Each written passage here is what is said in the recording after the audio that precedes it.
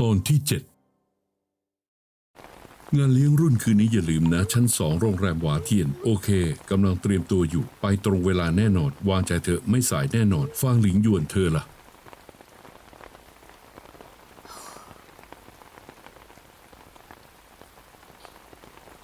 สำนักอำนวยการ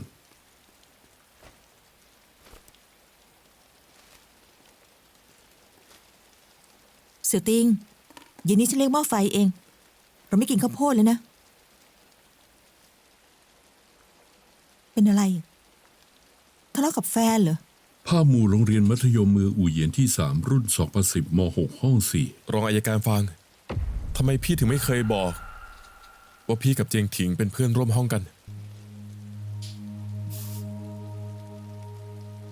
ก้าวหน้าขึ้นแล้วนะ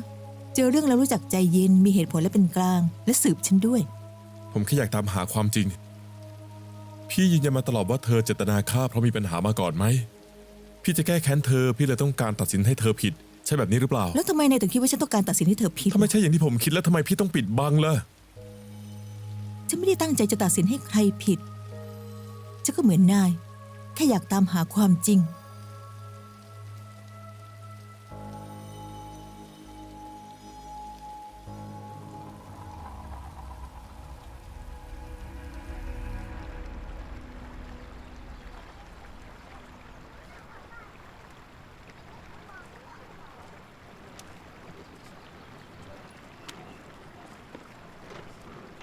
อ้าวเสี่ยวฟางกลับมาแล้วเหรอ ลุงจางคะ นี่เธอไม่ได้กลับมาเป็นปีแล้วใช่ไหมเนี่ย ค่ะ พ่อเธอพูดถึงเธอทุกวันเลย พวกเขาอยู่บ้านใช่ไหม อ คะ ยู่นะ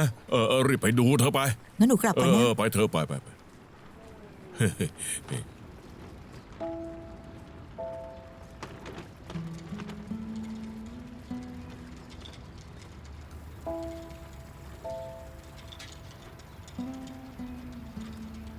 ร้านตัดเสื้อฟางจี้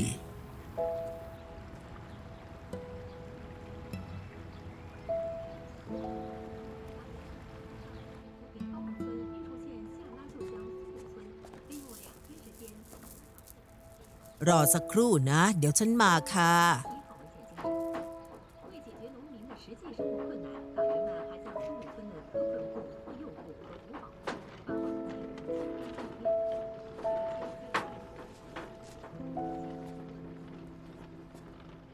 แม่คะ อ้าว ลูกรักทำไมกลับมาแล้วล่ะ หนูย้ายกลับมาแล้ว กลับมาตั้งแต่เมื่อไหร่ฮะ หนูกลับมาหลายวันแล้วค่ะ ลูกนี่ก็ไม่บอกอะไรเลย จริงๆเล ยุ่งนิ ย ดหน่อยนะคะ อยู่แป๊บเดียวก็ไม่บอกไม่กล่าว อยู่ยาวถึงจะกลับมาพัก แกยังเห็นที่นี่เป็นบ้านอยู่เหร ลู อก กลับมาทั้งทีจะพูดแบบนี้ทำไมกัน พ่อคะ เมื่อวานมีคนบอกว่าเห็นแกที่ถนนข้างหน้า พอยังไม่เชื่อเลย แกมาถึงหน้า พอ บ้านแล้ว พอแล้ว กับข้าวไม่พอแล้วเร็วเข้า ไปซื้อเนื้อมาหน่อย ข้างบนมีของเต็มไปหมด ไม่มีที่ให้อยู่หรอก รีบไปเถอะตะแก่นี่จริงๆเลย อย่าไปสนใจเขาเลยนะ โอ้โห เอ๊ะ ดูเหมือนลูกจะผอมลงอีกแล้วนะ เปล่านะคะ เสื้อผ้าลูกรวมไปแล้ว ถอดออกมาแม่จะ โธ่ แก้ แม่ ให้ คะนี่เสื้อตัวนี้มันแก้ไม่ได้มันเป็นแบบนี้อยู่ ฟัง แล้ว แม่ ค่ะ นะ พ่อทำเสื้อผ้าใหม่ให้ลูกตั้งหลายตัวสวยมากเลย อยู่ข้างบนลูกลองเปลี่ยนดูสิถอดตัวนี้ออกแค่แป๊บเดียวแม่จะแก้ให้ลูก แม่ เอ ครับ ง แม่ รีบไปเถอะ เฮ้ยแม่อย่าแก้มั่วนะคะ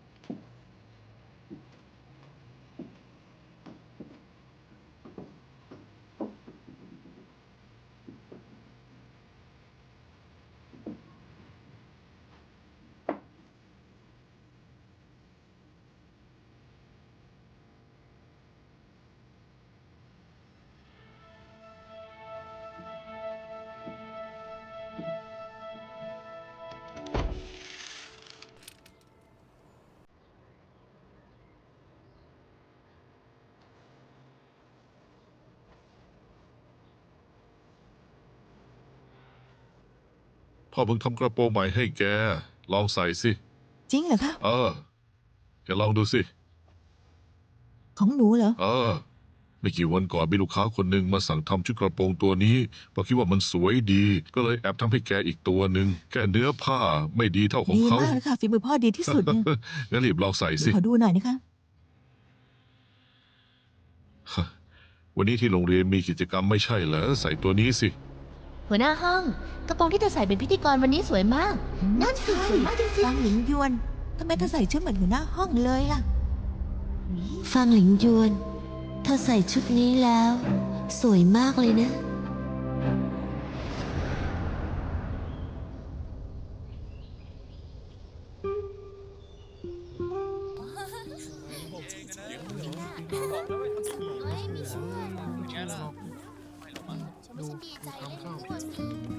มาทุกคนเงียบหน่อยนะคะ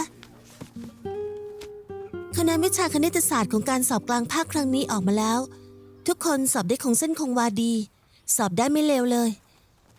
โดยเฉพาะฟางหลิงยวน คะแนนเต็ม150คะแนนก็สอบได้128คะแนนในฐานะหัวหน้าห้องฉันรู้สึกละอายจะสอบได้แค่120คะแนนเอง ห่างกันตั้ง8คะแนนเต็ม ฉันจะเอาอย่างเธอนะ ทุกคนปรบมือให้เขาหน่อย อยากเชื่อ ยินดีด้วย สอบได้คะแนนเยอะกว่าหัวหน้าห้องเราอีกก็คงข้อสอบหรือเปล่า ใช่แล้วโกงต้องโกงแน่นอน นั่นสิ โกงแน่นอนเลยครับ ได้ แบบ คะแน เนี้ น ย สูงกว่าหัวหน้าห้องอีกนะ ใช่ชะมัดเลย ยังแต่งตัวตามคนอื่นอีก เธอคิดว่าตัวเองเป็นใคร ฮะ โอ้ย ยังกล้าจ้องหน้าฉันอีก ถ้าจ้องอีกฉันจะควักลูกตาเธอออกมาแน่ มาเพื่อนทำให้ต้องขับชนแก้ว ชนแก้วมาดื่มให้หมดนะ ดื่ม เออเดี๋ยวเธอคือนี่ อย่างนั้นเนี่ย นี่ฟางฟางหลิงยวน ฮะ ทำไมจำเพื่อนเก่าไม่ได้แล้วเหรอ ฟางหลิงยวนน่ะ ตอนนี้ทำงานอยู่ที่สำนักอัยการ นั่นเป็นความภาคภูมิใจของห้องเรา ฉัน เลย จะดื่ นะ มต้องลงโทษตัวเองนะฉันดื่มหมดแก้วเลยเย้ หลิงยวนพี่ชายฉันเขาเรียนเทอมหน้านี้แล้ว ดื่มต่อ ฉันอยากส่ง แก้ว ให้ เลย เขาเรียนเมืองนอก มีหลาย คน ขวด คนไม่รู้ว่าเธอพอจะรู้จักใครบ้างไหม เติม แต่งตัวตามคนอื่นเหรอก๋วยเตี๋ยวต้มยำรีบกินสิ กินสิ กินสิ กินสิ กินกินเลยกินให้หมด นั่นละ ดื่มแล้วก็ต้องดื่มให้หมดแก้วสิ ที่ เธอไม่ได้กินข้าวมาหรือไง มาดื่มเทดื่มแก้วเลย เอาเลย พี่ว่าบอกให้นะตอนนั้นไม่มีทางเลือกสินะ ดื่มอีก แล้วก็เวอร์เกินไปแล้ว กล้าถามอีกเหรอฮะเอ้ย เลิกทำเขาได้แล้ว ถ้าเขาไปฟ้องอาจารย์คงแย่แน่ ยังกล้าฟ้องอาจารย์อีกเหรอ เฮ้ยกล้าเหรอกล้าฟ้องอาจารย์เหรอฉันจะตีเทตายเลยใครเธอฟ้องอาจารย์ใครเธอฟ้องอาจารย์เธอคิดว่าตัวเองเป็นใครอะ เจียงถิงในตอนนั้นน่ะ อาจารย์ชอบเขามากที่สุดเลยเขานั่นแหละที่เป็นหัวใจหัวใจคนอื่นหลิงยวนพวกเราน่ะต่างพูดลับหลังว่าเขาเป็นลูกสมุนของอาจารย์ ได้ยินว่าคนที่เขาฆ่าเนี่ยคือรุ่นพี่จางหยวนเนี่ย เฮ้ยฉันก็ได้ยินเหมือนกัน จริงเหรอ พวกเธอไม่เห็นฟางหลิงยวนนั่นเหรอวันนี้ทำท่าทางหยิ่งขนาดนั้นฉันเลยยอมจริงๆ ถ้าไม่ใช่เพราะเรื่องเสียวเป่าลูกฉันจะเข้าเรียนฉันคงไม่ให้เกียรติเขาขนาดนั้นหรอกเออ เธอเมื่อกี้เนี่ยเธอยังกล้าพูดออกมาอีก เธอเคยช่วยอะไรเขาบ้างอะฮะฉันจำได้ว่าตอนที่รังแกเขาเธอนี่แหละรังแกเขาหนักสุดเลย ไม่ใช่ฉันสักหน่อยยายฟางหลิงยวนหน้าตายนั่นฉันยังไม่อยากจะสนใจเลย นี่ ฉันบอกเธอให้นะแค่ยายฟางหลิงยวนนั่น ฟางหลิงยวนทำไมล่ะฟางหลิงยวน น่าอึดอัดจัง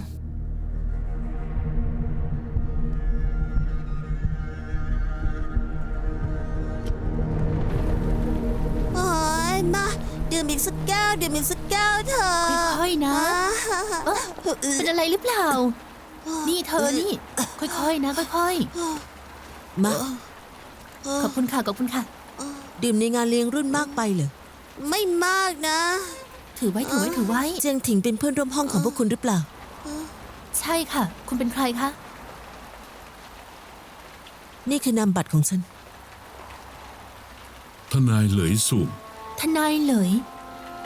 ขอคุยกับพวกคุณหน่อยได้ไหมคะ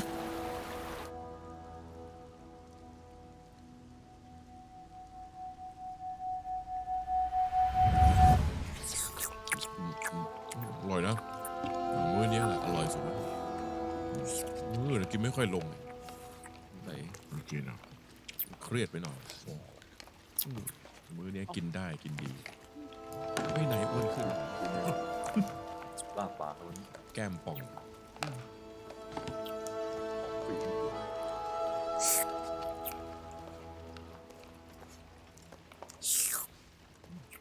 สัตว์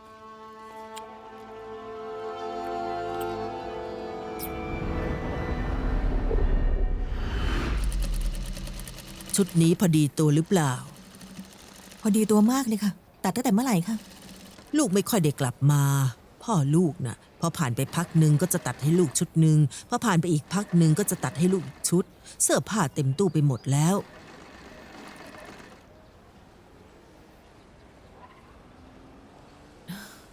พ่อเขาโรคเกาต์เป็นยังไงบ้างคะ เฮ้ยจะเป็นยังไงได้ บอกให้เขาดื่มน้อยๆเขาก็ทำเป็นหูทวนลม พอตกกลางคืนก็ร้องโอดโอยว่าปวดแล้ว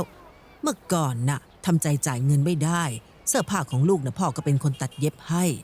แม่จำได้ว่ามีครั้งหนึ่งมีลูกค้าคนหนึ่งส่งชุดแบรนด์เนมมาให้ซ่อม พ่อคิดว่าแบบมันดีมากก็เลยทำตามแบบของเสื้อตัวนั้นให้ลูกด้วยชุดหนึ่งทำยังปักกระต่ายเพิ่มอีกตัวด้วยนะ ไม่พูดเรื่องที่มันผ่านไปแล้วดีกว่าค่ะ หนูคิดว่าเสื้อผ้าที่พ่อตัดให้หนูมันดีมาก ดีกว่าพวกแบรนด์เนมอีก แม่จะไปโทรหาพ่อนะ ดูว่าเมื่อไหร่จะกลับ น้าฟางเสื้อผมเสร็จหรือยังครับ อ้าวเซลลี่มาแล้วเหรอน้าแก้เสื้อผ้าของเธอเสร็จแล้วล่ะ นี่คือหลิงยวนลูกสาวน้าเอง ทำงานอยู่ในเมือง อ๋อ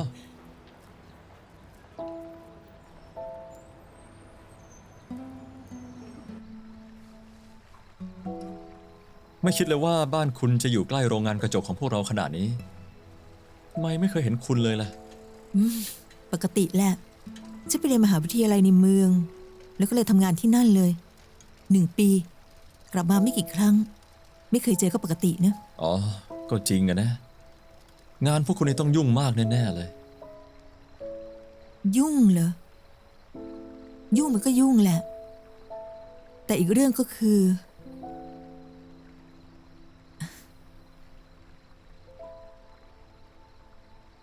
คุณย้ายมาตั้งแต่เมื่อไหร่เนี่ย ประมาณ10 ปีได้แล้วมั้ง ผมออกจากคุกมาแล้วหางานทำไม่ได้ก็เลย เรียนงานฝีมือกับอาจารย์คนปัจจุบัน เขาอยู่แถวนี้ผมก็เลยย้ายตามมาด้วย 10 ปีแล้ว 10 ปีก่อนฉันก็ใกล้จะจบมหาวิทยาลัยแล้ว สอบเนเหรอ อืม ผมเป็นรุ่นพี่คุณ1 ปี ผมจำได้ว่าข้อสอบปีนั้นของคุณน่าจะเป็นข้อเท็จจริง3 ประการ หลังจากที่นายกรและนายขอก่อเหตุโจรกรรมและฆาตกรรม ก็ทำร้ายเจ้าหน้าที่ตำรวจและหลบหนีไป เพื่อป้องกันไม่ให้นายเสี่ยขับรถแซงได้ นายกรและนายขอขับรถ ผ่านไป2 กิโลเมตรได้ชนเข้ากับแบรีเออร์คอนกรีตกลางถนน นายเสี่ยเบรกไม่ทันจึงชนรถยนต์ของนายกรและนายขอทำให้บาดเจ็บสาหัส นี่น่าจะเป็นโจทย์ของคุณในปีนั้นสินะ เหมือนจะใช่นะ แล้วคุณตอบยังไง ฉัน ฉันเริ่มลืมแล้วล่ะ ขอเช็คก่อนนะ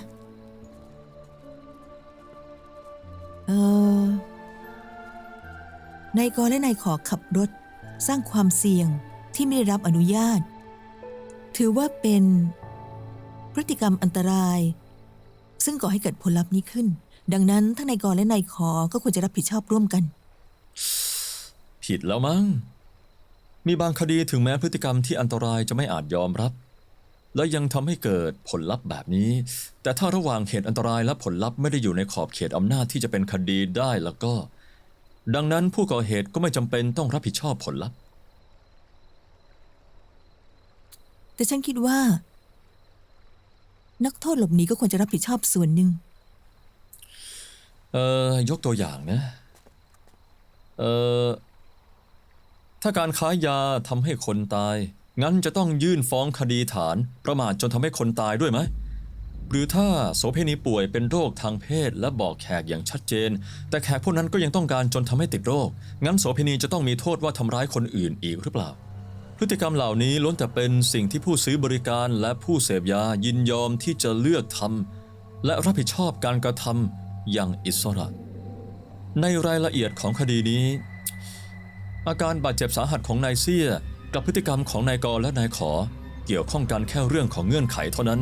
ที่นายเซี่ยบาดเจ็บสาหัสหลักๆก็เป็นเพราะตัวเองขับรถไม่เหมาะสมดังนั้นผลลัพธ์นี้ไม่ควรให้นายกอและนายขอเป็นคนรับผิดชอบ จำได้ว่า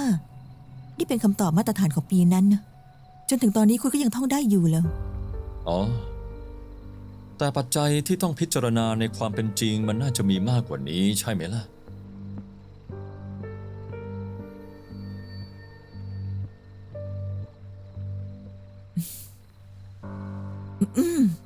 พอเป็นอัยการถึงได้รู้ว่าทั้งกขคงและ ABCD ในข้อสอบพวกนั้น ไม่ใช่แค่คนที่เราสมมติขึ้นมาอีกแล้ว แต่เป็นคนที่มีชีวิตอยู่จริง ดังนั้น ตอนที่พวกเราทำคดีนะจะมองข้ามคนพวกนี้ในคดีไม่ได้เด็ดขาด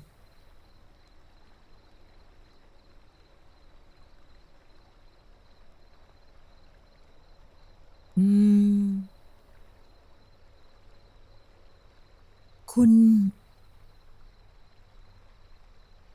คุ้นเคยกับกฎหมายมากเลยนะ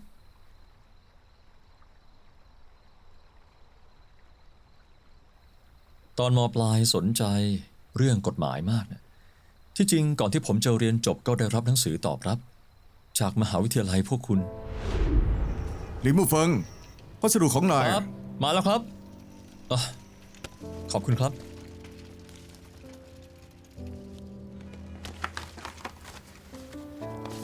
หนังสือตอบรับ ก็เคย ได้ครับ อยากเป็นอัยการ เหมือนกับคุณ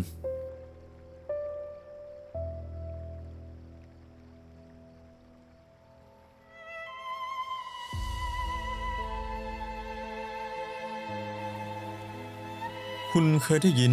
เรื่องราวของยายแมงมุมไหม คนบาปที่ชั่วร้ายเลวทรามเขาช่วยแมงมุมตัวหนึ่งเอาไว้ เลยได้รับโอกาสหนีจากนรก พระพุทธองค์ปล่อยใยแมงมุมลงไป1 เส้น เขาก็เลยปีนขึ้นไป แต่ระหว่างทางเขาก็พบว่า คนชั่วคนอื่นก็กำลังปีนขึ้นไปเหมือนกัน เขากังวลว่าใยจะขาด เลยตะโกนไล่พวกเขาลงไป พระพุทธองค์เห็นฉากนี้ ก็เลยตัดใยแมงมุมจนขาด คนพวกนี้ก็เลยต้องกลับไปในนรกอีกครั้ง มีสิทธิ์อะไรที่คนคนหนึ่งทำเรื่องเลวทรามมามาก แต่พอทำความดีนิดหน่อย ก็มีโอกาสเปลี่ยนแปลงโชคชะตาได้ ชื่อของฉันคือภาวนา หนังสือตอบรับ คุณคิดว่าไงล่ะ ใช่ คนบางคนทั้งชีวิตก็ไม่เคยได้ใยแมงมุมสักเส้น สมมติว่าถ้าคดีของผมเป็นโจทย์หลักล่ะ คุณจะตอบยังไง ผมจะมีความผิด หรือไม่มีความผิดล่ะ ฉัน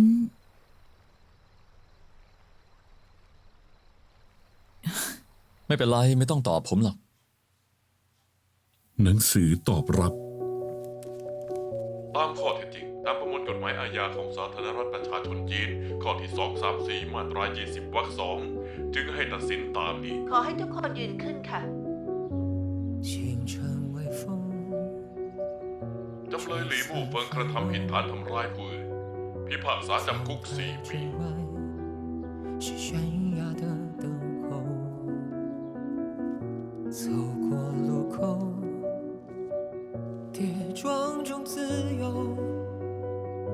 命运的推板，停不出来感受，孤单徘徊，夜深沉默，善良倔强，辗转中享受。冷暖尝过，这纷如漩涡。山海一 โอเค ขอบคุณค่ะ 却依然温柔。 ยื่นคำร้องคดีอะไรคะ คดี 628 ปี 2009 ปี 2009 เหรอ นี่มันคดีเมื่อ 14 ปีก่อนไม่ใช่เหรอคะ คุณคิดว่าเวลา 14 ปีมันนานเกินไปหรือคิดว่าคดีเมื่อ 14 ปีก่อนมันไม่สำคัญเหรอครับ ฉันไม่ได้หมายความแบบนั้นนะคะ เพียงแต่คดีเมื่อ 14 ปีก่อน ถ้ายื่นคำร้องอีกเกรงว่าจะยากหน่อยค่ะ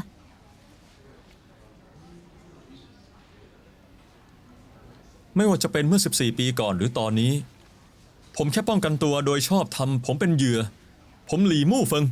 ขอยื่นคำร้อง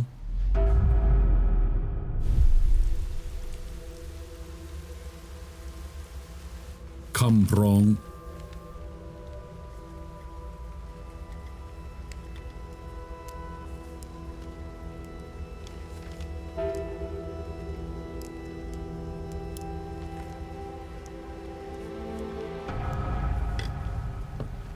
สถานการณ์ใน2 วันนี้ ทุกคนก็เห็นแล้วอัยการต้วนหงซานถูกต้องสงสัยว่าฆ่าคน แล้วนี่ก็ทำให้ หลายคดีที่เขาเคยทำในอดีตล้วนมีแต่คนมาร้องเรียน หนึ่งในนั้นก็รวมถึงฆาตกรจากคดี 628 ลีมู่เฟิง คดีนี้เมื่อ 14 ปีก่อนเกิดขึ้นที่ห้องสมุดข้างโรงเรียน เป็นที่โจษจันกันอยู่พักหนึ่งเชื่อว่าทุกคนน่าจะยังจำได้ลีมู่เฟิงยืนกรานว่าต้นหงซานตัดสินใจผิดพลาด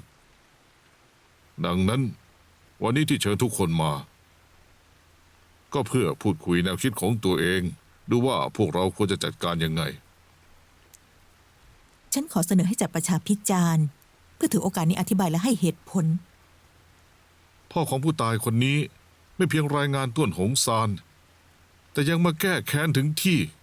คดีนี้จัดการได้ ประชาพิจารณ์ก็ดีนะครับ จะได้ถือโอกาสนี้ตรวจสอบคดีเก่า การประชุมประชาพิจารณ์นึกจะจัดก็จัดได้แล้วครับ คดีเมื่อ 14 ปีก่อนฆาตกรจำคุกจนครบกำหนดแล้วนี่ก็ผ่านมาหลายปีแล้ว เป็นเพราะข้อสรุปคดีไม่ชัดเจน หรือว่าในกระบวนการมีข้อโต้แย้ง นั่นสิครับ จนถึงตอนนี้คดีนี้ก็ยังไม่มีข้อสรุปเลย ถึงตอนนั้นผู้เชี่ยวชาญพลเมือง ผู้กำกับดูแลก็ต้องมากันหมด ผมก็คิดว่าไม่จำเป็นนะ ตอนนี้จุดโฟกัสที่ประชาชนสนใจ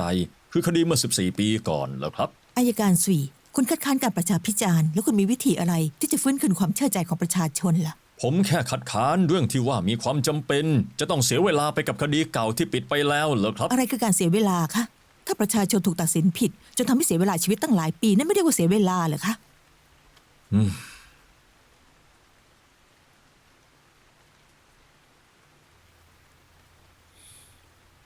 อายการกงคะฉันอยากพูดความคิดของฉันหน่อยนะคะ เชิญ ฉันคิดว่า การประชาพิจารณ์ของคดี 628 ยังไงก็ต้องจัดค่ะ แม้ว่านี่จะเป็นคดีเมื่อ 14 ปีก่อน แต่ชาวเมืองอู่เหยียนต่างจำได้ว่าในปีนั้น วันนั้นที่ห้องสมุดนั่นเกิดเรื่องอะไรขึ้นบ้าง อีกอย่างระดับการพูดถึงของคดีนี้ ก็ไม่ได้น้อยไปกว่าคดีไหนๆในตอนนี้เลย พวกเรามักจะพูดกันว่าจะต้องสร้างความเชื่อใจของประชาชนต่อสำนักอัยการขึ้นมาใหม่ แต่จะสร้างใหม่ยังไงล่ะคะ การประชุมประชาพิจารณ์ครั้งนี้เป็นโอกาสที่ดี และอีกอย่าง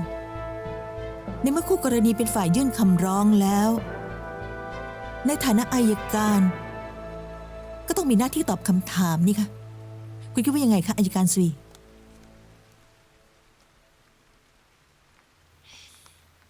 ได้ไม่ควรรอช้า รีบแจ้งคู่กรณีของคดีนี้ และเจ้าหน้าที่ที่เกี่ยวข้องคนอื่น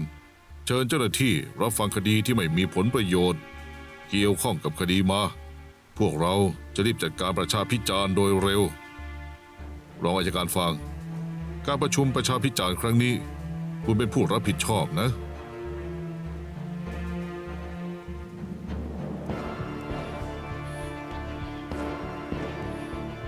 ได้ค่ะ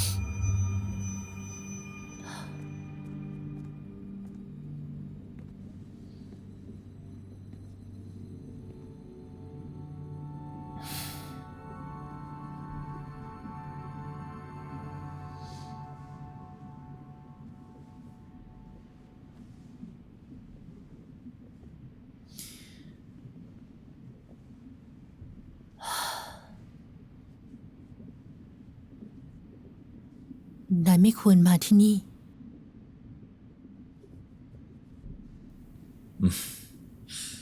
ฉันแค่ อยากเห็นชีวิตความเป็นอยู่ของเธอ ผิดหวังไหมล่ะ ที่นี่มืดนานสว่างแป๊บเดียว ฉันก็ทำได้แค่จุดไฟดวงเล็กๆ และรู้สึกหวาดกลัวตลอดเวลา พวกเราใช้ชีวิตแบบนี้มา 14 ปีแล้ว ถึงเวลาต้องเปลี่ยนแปลงแล้วนะฉันยื่นคำร้องกับสำนักอัยการแล้ว ไม่นานก็น่าจะมีการเรียกจัดประชาพิจารณ์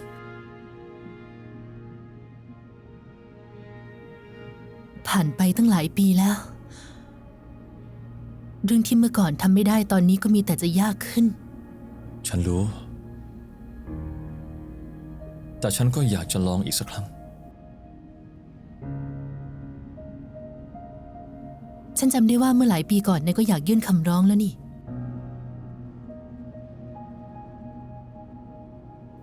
ตอนนั้นฉันก็เคยไปหาเธอ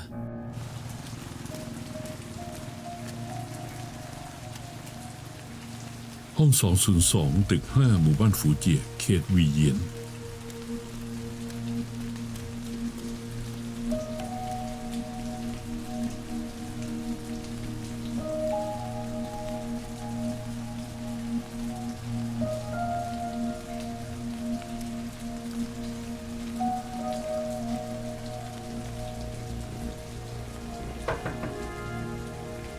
ใครน่ะ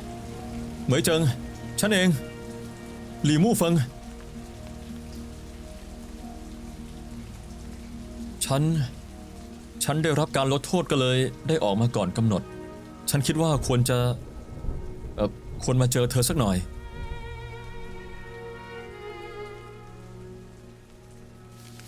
หลังจากฉันออกมาแล้วก็หางานอยู่ตลอด เพราะเคยมีคดีแล้วคิดว่าฉันเป็นฆาตกรแล้วก็ ไม่มีใครยอมฟังฉันเลยอะสิ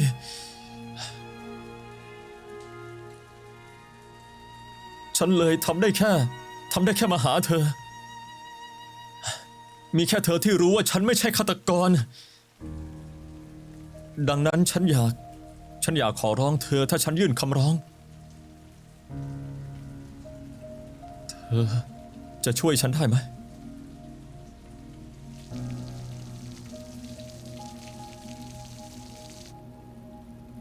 เธอจะช่วยฉันได้ไหม ฉันเคยช่วยเธอไว้1 ครั้ง ช่วยฉันด้วยนะ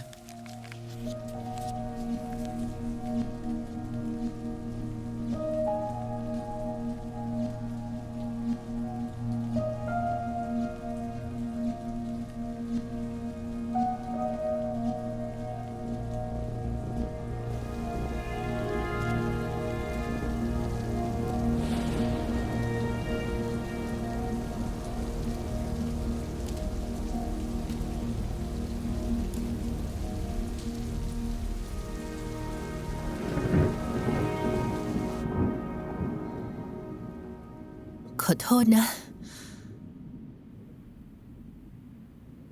มาพูดคำนี้ตอนนี้จะสายไปหรือเปล่า ไม่เป็นไร ฉันเองก็เข้าใจได้ ถ้าตอนนั้นเจอฉัน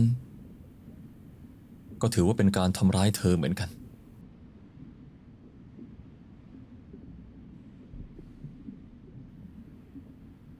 แล้วการประชุมครั้งนี้ ถ้ามีเธออยู่ โอกาสที่คดีจะพลิกก็มีมากขึ้น แน่นอนว่า ยังไงก็ต้องเคารพการตัดสินใจ แล้วถ้าล้มเหลวล่ะ นั่นอาจจะเป็นที่สุดท้ายของเรา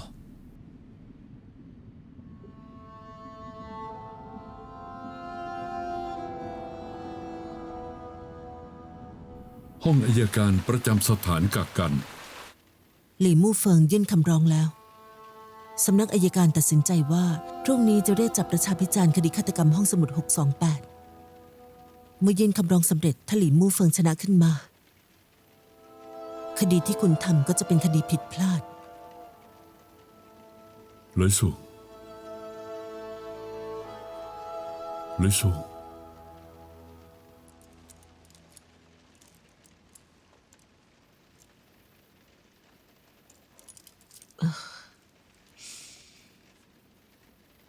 ฉันมักจะเป็นแบบนี้ตลอด ชอบเอาชนะแต่ก็กลัวแพ้ วิ่งตามการเปลี่ยนแปลงไม่ทัน ผมรับมือไหว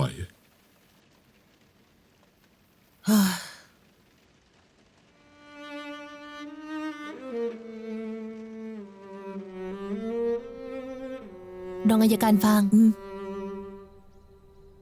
พี่ครับ พี่ยังไม่ไปอีกเหรอ เตรียมงานไปถึงไหนแล้ว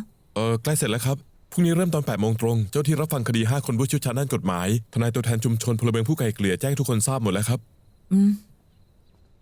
ฉันเห็นในรายชื่อมีเหลยสวงด้วย เขาเกี่ยวข้องกับต้นหงซานไม่ใช่เหรอ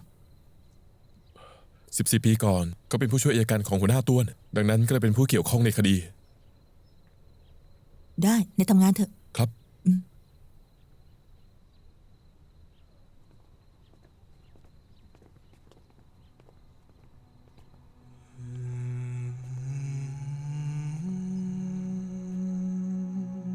อัยการผู้รับฟังคดี ห้องรับฟังคำร้อง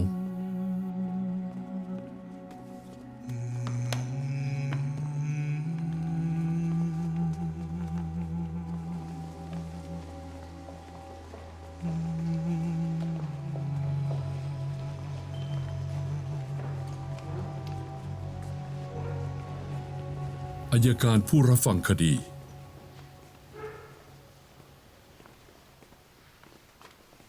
อัยการผู้ดำเนินการ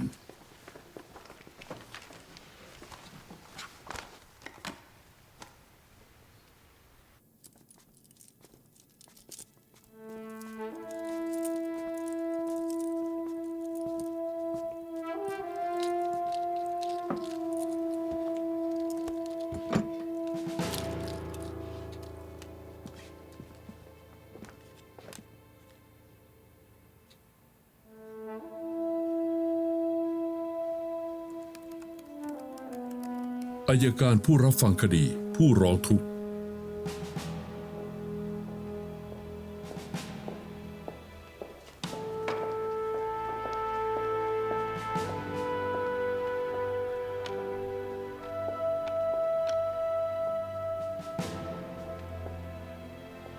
ผู้ร้องทุกข์พยาน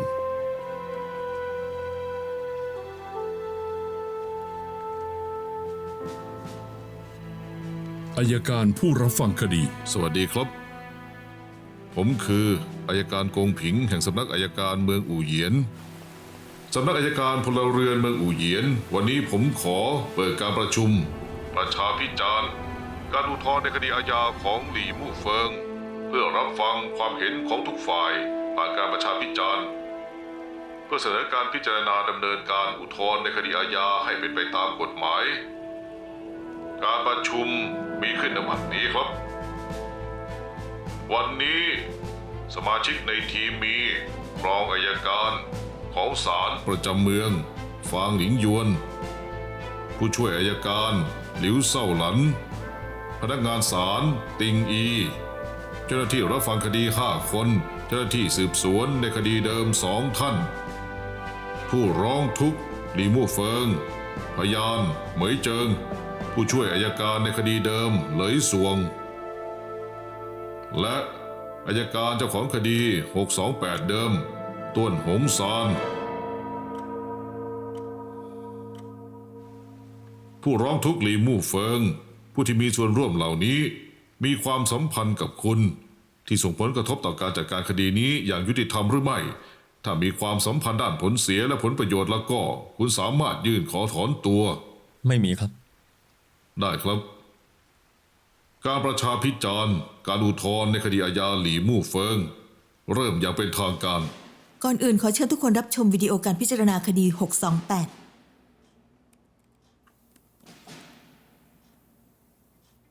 จำเลยหลี่มู่เฟิงในวันที่ 28 มิถุนายน ปี 2009 ต้องสงสัยว่าได้แทงเหยื่อโจหลินจนทำให้เสียชีวิต เป็นจริงหรือไม่ วันนั้นผมไปที่ห้องสมุดแล้วก็เห็นโจหลินกำลังล่วงละเมิดเหมยเจิงอยู่ เพื่อหยุดการกระทำของเขาผมก็เลยเกิดเรื่องแบบนี้ขึ้นนะครับ ดังนั้นระหว่างที่คุณกับโจหลินต่อสู้กันเหตุเกิดที่ห้องสมุดใช่ไหมครับ ใช่ครับ คุณกับเหยื่อโจหลิน ความสูงรูปร่าง ใกล้เคียงกันใช่ไหมครับ น่าจะใกล้เคียงกันครับ ดังนั้นถ้าพวกคุณสองคนต่อสู้กันด้วยมือเปล่า คุณก็มีโอกาสเอาชนะเหยื่อโจหลินได้ใช่ไหมครับ ผมคิดว่ามันไม่ถูกต้องนะครับ ผมไม่เคยทะเลาะวิวาทในโรงเรียนแม้แต่นอกโรงเรียนก็ไม่เคย อีกอย่างด้วยสถานการณ์ในตอนนั้น ผมไม่คิดว่ามันเป็นการต่อสู้กันนะครับ เพราะว่าตลอดเวลาช่วงนั้นผมไม่ได้ตอบโต้หรือตอบสนองอย่างรุนแรงเขาเป็นฝ่ายที่ทำร้ายผมอยู่ตลอดและในมือก็ยังถืออาวุธเอาไว้ด้วยนะครับ ทุกท่านครับจากหลักฐานหมายเลข30แสดงให้เห็นว่า สิ่งที่จำเลยหลิมูเฟิงบอกว่าเป็นอาวุธในมือของโจหลิน คือไม้ที่เก็บได้จากหน้าประตูห้องสมุดไม่เพียงพอที่จะทำให้ถึงแก่ชีวิต แต่จำเลยหลิมูเฟิงเขากลับใช้มีด ที่ผมใช้มีดเป็นเพราะว่าระหว่างที่ผมถูกทำร้ายจู่ๆก็มีมีดเล่มหนึ่งตกลงมาที่พื้นผมก็เลยคิดว่ามันหล่นมาจากตัวเขาผมกลัวว่าเขาจะเก็บมีดมาทำร้ายผมก็เลยหยิบมีดเล่มนั้นขึ้นมากดแกว่งมีดออกไป หน่วยงานความมั่นคงได้สืบสวนแล้วว่า ในวันเกิดเหตุโจหลินและคุณรวมถึงบุคคลที่3ในที่เกิดเหตุไม่มีใครนำอาวุธมาจากร่องรอยในที่เกิดเหตุอาวุธที่ใช้ก่อเหตุอยู่ในห้องสมุดอยู่แล้วเป็นมีดปอกผลไม้ของบรรณรักษ์และถูกวางผิดที่มาระยะหนึ่งแล้วเนื่องจากการต่อสู้ของพวกคุณชนจนชั้นหนังสือล้มลงมาจากหลักฐานชิ้นที่30อาวุธที่เหยื่อใช้คือไม้ที่เก็บได้จากหน้าห้องสมุดไม่แข็งมากไม่ทำให้ถึงแก่ชีวิตแต่คุณกลับใช้มีดเกินขอบเขตการป้องกันตัวแต่ว่าผมไม่เคยคิดจะทำร้ายเขานะครับผมแค่อยากปกป้องตัวเองเท่านั้นแล้วโจหลินก็ทะเลาะวิวาทในโรงเรียนบ่อยๆในสถานการณ์แบบนั้นผมสู้ไม่ได้ จำเลยหลี่มู่เฟิงเมื่อครู่ที่คุณพูดถึงว่าโจหลินมีการทะเลาะวิวาทในโรงเรียนใครพิสูจน์ได้บ้างนักเรียนที่โรงเรียนก็น่าจะเป็นพยานได้ มีอยู่ครั้งหนึ่งในโรงอาหารที่โรงเรียนผมกับหลี่มู่เฟิงนั่งอยู่ข้างหลังโจหลินผมได้ยินโจหลินพูดกับคนอื่นว่าบอกว่าหลี่มู่เฟิงดูเป็นคนเข้าหาง่ายแต่ที่จริงเบื้องหลังจะมีแนวโน้มกระทำการรุนแรงเป็นโรคจิตประโยคนี้ผมยังได้ยินเลยหลี่มู่เฟิงเขาก็ต้องได้ยินผมคิดว่าหลี่มู่เฟิงอาจจะโกรธแค้นโจหลินตั้งแต่ตอนนั้นก็ได้นะครับเกรดชั้นระดับกลางๆอาจารย์เลยให้นักเรียนหลี่ช่วยติวการบ้านให้ฉันมีอยู่ครั้งหนึ่งติวจนดึกมากเขาเลยบอกว่าเขาจะไปส่งฉันที่บ้านคอยเดินตามหลังฉันอยู่ตลอดก็ไม่รู้ว่าเขาคิดจะทำอะไรแล้วก็เขามักจะไปห้องสมุดบ่อยๆมีครั้งหนึ่งฉันไปยืมหนังสือที่นั่นเห็นเขายืนอยู่ตรงชั้นหนังสือทำตัวลับๆล่อๆเหมือนกำลังซ่อนอะไรบางอย่างพอผ่านไปไม่นานโจหลินก็ถูกฆ่าตายที่ผมส่งเธอกลับบ้านเพราะว่าอาจารย์รู้สึกว่าติวให้เธอจนดึกเกินไปเขาให้ผมคอยดูเธอจำเลยกรุณาควบคุมอารมณ์ด้วย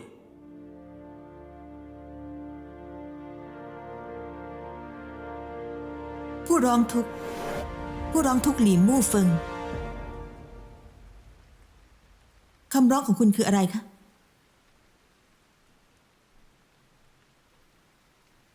สอบสวนคดีใหม่และยกเลิกคำตัดสินว่าผมมีความผิด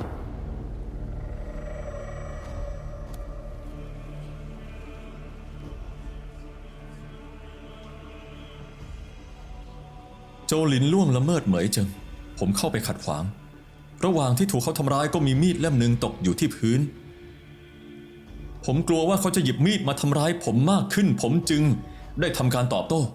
เพื่อปกป้องความปลอดภัยในชีวิตของตัวเองที่เป็นการป้องกันตัวโดยชอบธรรมแต่อัยการต้วนหงซานตัดสินว่าผมป้องกันตัวเกินกว่าเหตุในช่วงที่ยังอยู่ระหว่างการสอบสวนเพราะผมได้รับโควต้าจากมหาวิทยาลัยจึงสงสัยว่าผมใช้ประโยชน์จากบทบัญญัตินี่เป็นการตัดสินที่ผิดพลาดและไร้ซึ่งเหตุผลส่งผลกระทบอันเลวร้ายต่อชีวิตของผมด้วยแต่คุณก็ฆ่าคนจริงๆโจหลินถือไม้คุณถือมีดอัยการต้นหงซานพิจารณาสถานการณ์ตัดสินว่าป้องกันตัวเกินกว่าเหตุก็ถือว่าได้ลงโทษสถานเบาแล้วนี่ไม่ใช่ความหนักหรือเบาแต่ว่า เป็นเรื่องว่าผิดหรือไม่ ถึงจะเป็นการป้องกันตัว แต่นั่นก็ถือเป็นโทษ ทั้งชีวิตของผมก็จะถูกคนมองว่าเป็นฆาตกร ขอให้มองในมุมผมของคนทั่วไปก่อนเกิดเรื่อง เมื่อต้องเผชิญหน้า พวกคุณจะทำยังไง หรือว่าเมื่อเผชิญหน้ากับอันตราย ผมยังต้องควบคุมความเหมาะสม หรือว่าเมื่อเผชิญหน้ากับอันตรายที่ร้ายแรงจะมีทางเลือกแค่ก่ออาชญากรรมกับถูกฆ่าเท่านั้นเหรอ ดังนั้นนี่คือการป้องกันตัวโดยชอบธรรม ผมไม่มีความผิด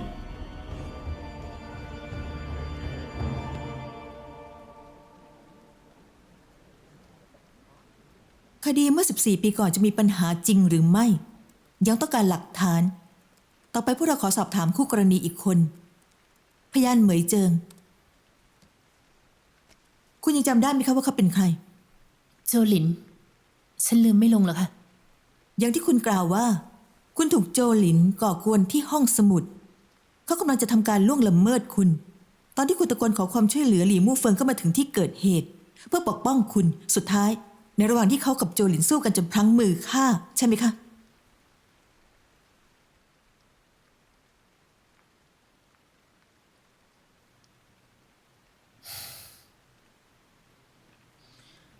ไม่ใช่ค่ะ พูดให้ชัดเจนคือ ไม่ใช่ทั้งหมดค่ะ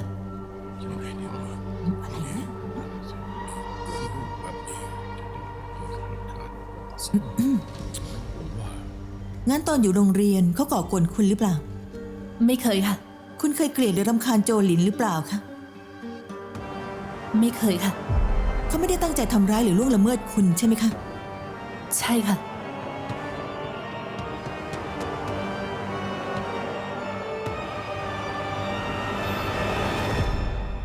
ถ้าอย่างนั้นคุณกับโจหลินเป็นอะไรกัน ฉันกับเขาเป็นเพื่อนร่วมห้องกัน เขาเป็นคนดี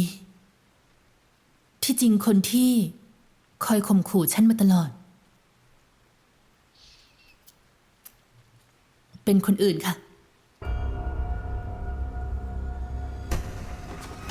ตอนนั้นหัวของฉันถูกกดไว้บนชั้นหนังสือ ใบหน้าของเขาก็ซ่อนอยู่หลังหนังสือเล่มนั้น ใบหน้าของใครคะ จางหยวนค่ะ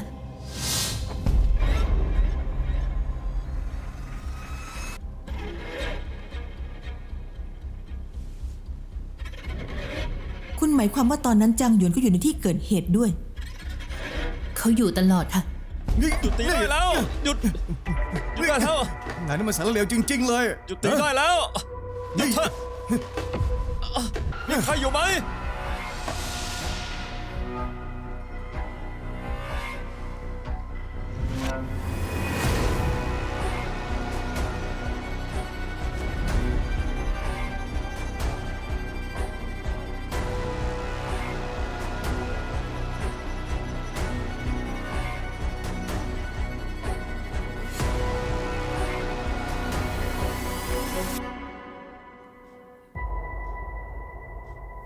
ไม่แปลกเลยครับ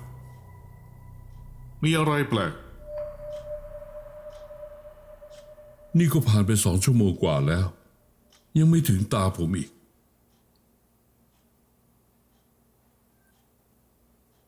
งั้นก็แสดงว่าในการประชุมนี้ คงวุ่นวายไปหมดแล้ว ผมคิดว่าเขากำลังโกหก ทุกคำที่ฉันพูดเป็นความจริงค่ะ แล้วทำไมตลอด 14 ปีมานี้ถึงไม่เคยพูด ทำไมตอนนี้ถึงมาบิดเบือนข้อเท็จ ฉัน จริง ไม่ได้บิดเบือนข้อเท็จจริง ทุกสิ่งที่ฉันพูดในวันนี้ต่างหากที่เป็นความจริง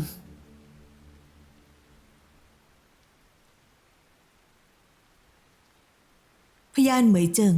คุณรับประกันได้ไหมว่าทุกคำที่คุณพูดเป็นความจริง เรื่องมันก็ผ่านไปตั้งหลายปีแล้ว ทุกคนต่างพูดกันว่า ฉันเป็นฝ่ายยั่วยวนผู้ชาย ฉันทำให้พวกผู้ชายพากันหึงหวงเลยทำให้เกิดผลลัพธ์อย่างในวันนี้ แต่ความจริงมันไม่ใช่ เรื่องพวกนี้ล้วนเป็นข่าวลือและใส่ร้ายฉัน คุณมีหลักฐานพิสูจน์เรื่องนี้ไหมคะ ฉันเอามาด้วยค่ะ โทรศัพท์ที่ฉันใช้สมัยเรียน ในนี้ยังมีข้อความที่จางหยวนส่งมา รุ่นพี่ครับ จางหยวน มีอะไรเหรอ ส่งมาเลย สุขสันต์วันเกิดนะครับ ผ ผมตั้งใจทำให้พี่โดยเฉพาะ ขอบใจนะ ผมชอบพี่ หวังว่าพี่จะยอมรับผม สุขสันต์วันเกิดครับ อันนี้ฉันรับไว้ไม่ได้หรอก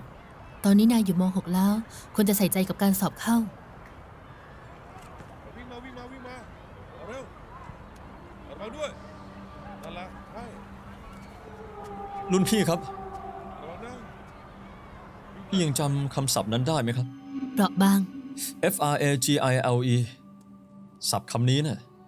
บรรยายถึงบุคลิกของรุ่นพี่ได้เหมาะสมมาก ๆ เลย สวยงามบอบบางเปราะบางแตกง่าย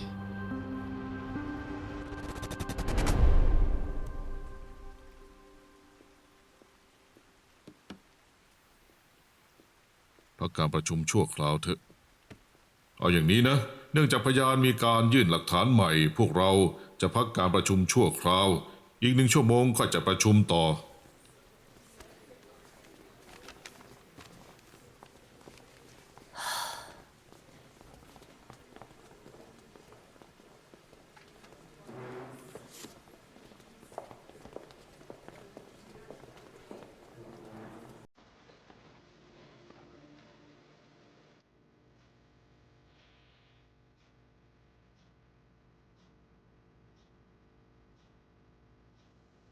ไฟดับแล้วเหรอ การประชุมจบลงชั่วคราวครับ อีก1 ชั่วโมงประชุมต่อ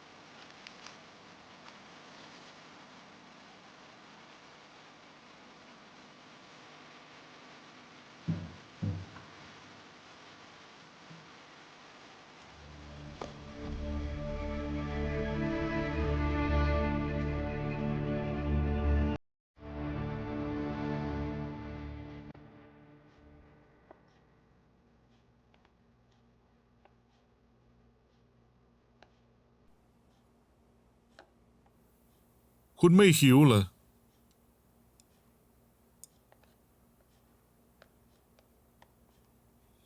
ท้องไม่ค่อยดีกินไม่ลง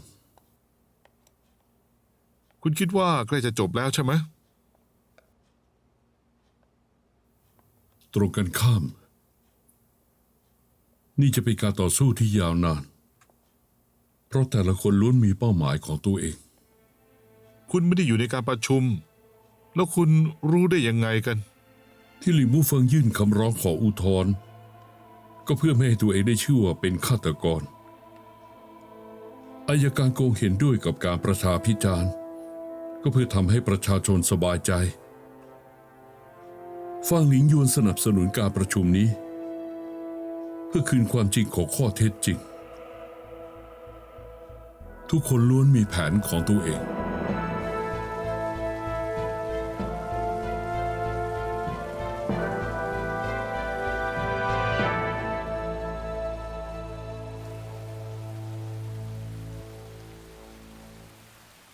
ฉันอยากถามว่าเพราะอะไรกัน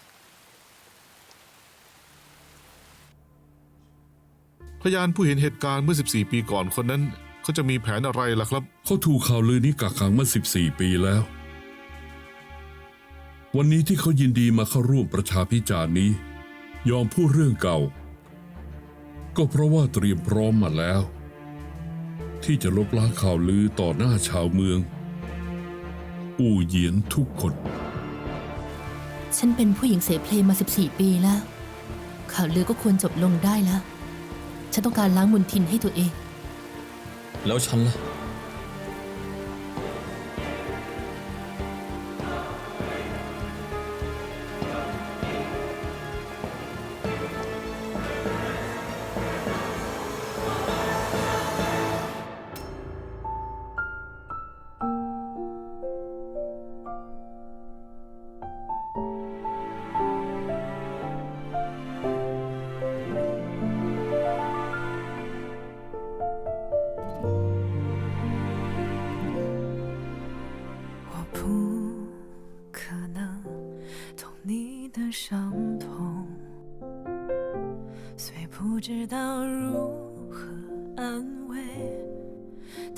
伴或许有用，